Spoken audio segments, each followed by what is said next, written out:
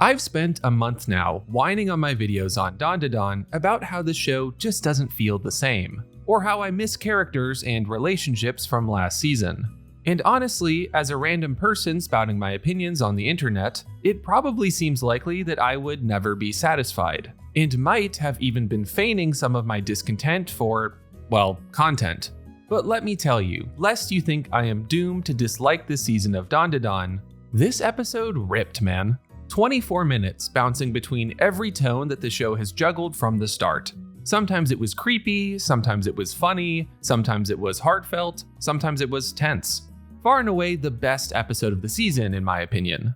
Let's talk about it. Welcome to week 5 of Frame by Frame, the series where every week I make a video on each episode of these 4 shows, covering one big idea along with some smaller segments. I hope you'll subscribe to follow along for the rest of the season. I'd love to have you aboard. Let's start with a brief rundown of the plot of today's episode. Initial attempts to exorcise the evil eye from Gigi fail. At dinner, though, we learn that when kept warm, Gigi is present instead of the evil eye. However, this solution is not permanent, as the evil eye will grow stronger over time. On the way to see Gigi's parents, Momo and Okarun hold hands. Sort of. Naki Kito eludes the police and reveals herself to be a monster. She is set on revenge against Momo. Back at school, Momo asks Aira and Okarun to stay over at her house for the foreseeable future. Finally, at dinner, some soy sauce splashes onto Gigi, transforming him into the evil eye. Next up is the shot, the scene from the episode that really caught my eye. This episode was packed full of interesting shots. Like probably more cool shots than not across the full runtime, which is a nuts thing to do. For once though, I'm going to actually adhere to the title of this segment and choose one shot. I just loved this fog effect on Okarun's glasses. Completely unnecessary, but so cool to look at. To that point, I went back through the manga to see if it was anime original, and it was. Makes sense, it's sort of an idea that only works in motion. But I just thought it was some awesome flair, and adds to the tension of the rest of the scene. I can't even really explain why, but something about the steaming up of the glasses in the close-up as we discuss Gigi's condition makes everything seem cooler, more serious. Plus the connection of we don't know everything to the literal clouded vision, I live for that kind of stuff. If I had to give out one more shout out too, that whole opening sequence was also just a feast for the eyes. The POV shot from the evil eye's perspective was amazing. Aperture framing like that is so eye-grabbing. And anytime the primary light source in a scene is a big fire, the dancing of the flames makes even static shots have such life to them. Let's get into the main idea for today's episode. I will admit that I feel a little vindicated after spending the last few weeks lamenting the lack of a robust supporting cast through the previous arc. As soon as we got to dinner and started ping-ponging between our million different characters, I was having a blast. I feel like pulling a scene like this off is super hard, making something this cluttered be coherent in any way. But it just works so well for Dandadan. All of our cast is so clear in who they are and what they want, that smashing them all together doesn't result in a loud mess.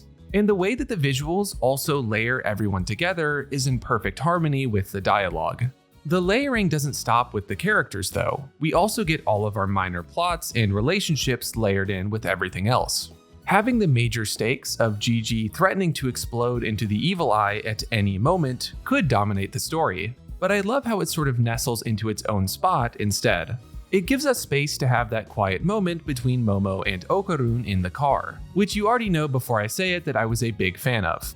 Using the tunnel as an in-universe excuse to change the lighting and feel is just awesome.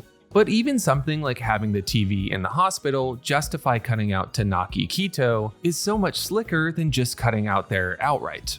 And then, finally, I had completely forgotten all of the dynamics at school with Momo, Okarun, and Aira, which is just more fuel to the fire of our characters' relationships. Also, as a last note, damn, I did not remember Aira being this funny. The visuals and the voice acting were just on point here. This time around, I do not have an audience corner. Sorry, I forgot to put up the poll and didn't have much time to edit this anyway. Keep an eye out for it next time.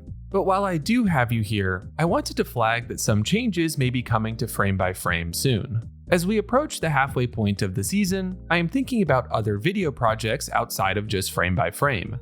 I want to make more holistic video essays, thoughts on each season at the midway mark, and even some more out there ideas for content.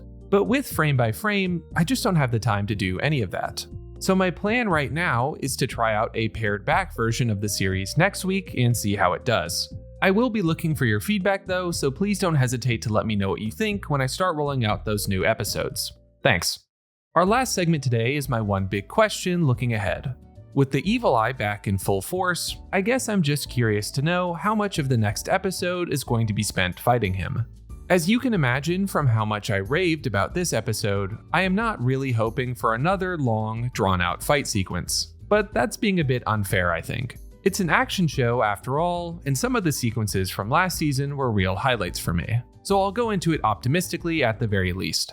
And that's it. That's the end of this episode of Frame by Frame. Stay tuned for next episode covering My Dress Up Darling. If you missed any episodes, I have playlists for all 4 series up on my channel. As always, liking and subscribing helps a lot and will keep you in the loop. I'm SlamAnime, and have a great rest of your day.